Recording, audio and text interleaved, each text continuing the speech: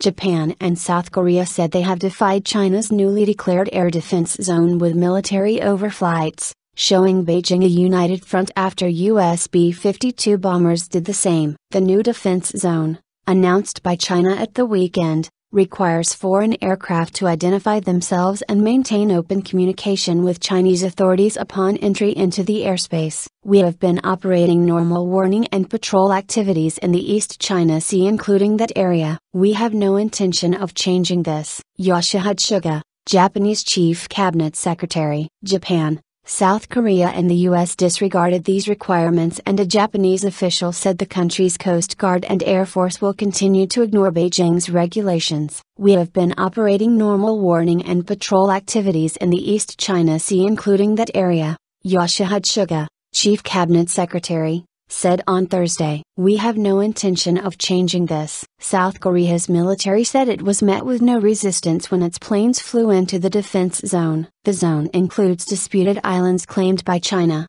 which knows them as the Diaoyas, but controlled by Japan, which calls them the Senkakus. The move triggered US and Japanese accusations of provocation as global concerns grew. The zone also includes a South Korea-controlled rock that has long created tension with China. South Korea's Vice Defense Minister, Baek Sung-ju, said he was disappointed by China's decision to declare the air defense zone, which he said would only create further problems between the countries. On Wednesday, two giant US Stratofortress bombers flew into the zone, an unmistakable message from Washington before a pre-planned visit to the region by U.S. Vice President Joe Biden. The visit will now include discussions over the zone, senior administration officials in Washington said. The trip will allow Biden to make the border point that there's an emerging pattern of behavior by China that is unsettling to China's own neighbors and raising questions about how China operates in international space, one official said. Chicken in the air. China's defense ministry issued a statement 11 hours after the U.S. flights,